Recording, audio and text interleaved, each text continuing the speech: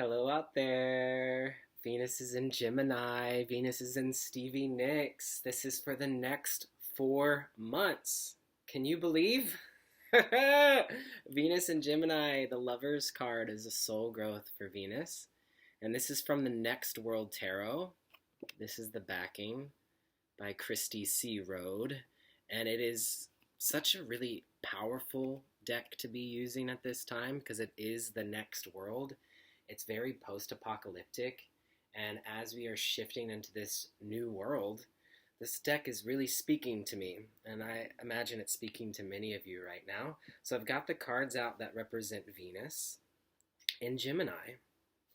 Another thing that I think's quite Gemini about this deck right now is that a few weeks ago I was hanging out with my friend who's a Gemini moon, Gemini rising, and they pulled a card from the deck, and the card that they received was the card that represents Jupiter and Leo. And our whole conversation, the days leading up to this encounter with the card, was that we were talking about their Black Moon, Lilith, and Jupiter conjunct in Leo. And so when they pulled that card, I was just like, you know what? I think that card's for you. And so sometimes I'll do this with decks, and this feels quite Gemini, mutable air, is that when a card really resonates with someone, I gift it to them, and then that deck becomes a deck that I use to gift to other people. So right now, you'll see that I have these cards here with sticky notes on them and people's addresses. So this is to Diana, Creative Akashic, and Aaron Aquarian. I'm going to mail them this. So Gemini likes us to write letters to friends and mail things. This is going to be something that we're going to definitely be asked to do over the next 4 months with Venus and Gemini, is to express our love through written word. So we've got Venus here, who is the Empress, right? And then we also have the Lover's card, which is Gemini's soul growth. And so looking at both of these cards, I mean, this deck is so beautiful because it honors all body types, it honors all people, it is queer and androgynous, and that energy of being queer and androgynous really, to me, is a very Gemini energy. And I'm just realizing this shirt that I'm wearing right now says engender. So Gemini is about duality. So we can look at this transit, Venus and Gemini, as an opportunity to love the duality within ourselves, whether that's the masculine and feminine, whether that is our intellect and our heart. And so one way that we can do that I think is really powerful, and I go into this I'm releasing a podcast episode today, Friday, Venus's day, April 3rd.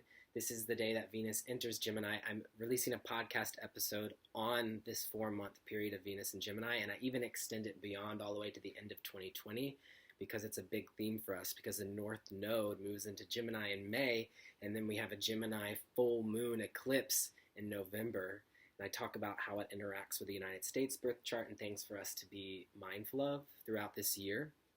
But anyway, if you want to learn more about it, you can listen to the podcast episode. But essentially, what I want to share with you now in the short time that we have together is that when we're talking about duality, Venus is Mother Earth. So we're drawing up the energy from the earth right now, connecting to the 5 senses of our body, connecting to our material, and also connecting to relationship and love. So we're bringing up this earth energy to the heart. Gemini is the reverse. It's bringing the energy up from the sky, from the intellect, from wonderment, from truth. So Mother Earth drawing the energy up Venus, and then Father Sky, we could say, drawing that energy down, the intellect. And where do they meet? They meet right in the heart. And so it makes me think of the heart chakra. If you've ever seen a symbol for it, it's a triangle pointing down, which would be drawing energy from the heavens or from the sky. And then there's a triangle up that's pointing it up. I know of it as a Star of David. I'm pretty sure it has other names too, like maybe the Merkaba. Is that right? Someone comment below and let me know. Merkaba. And so it's the 2 triangles that are meeting, and that's the symbol for the heart chakra. So really, Venus and Gemini is an invitation to bring a loving marriage between duality. And I see that here, of bringing our intellectual power with the divine feminine. So connecting to the heart center during this transit, it's 4 months. If you're curious, To learn more about it, listen to the podcast episode and also sign up for my newsletter. I'll be sending that out sometime this evening too. So that's all I'm going to share with you today. I'm going to try to keep these videos short and sweet. So if you want to learn more, astrologycousins.com.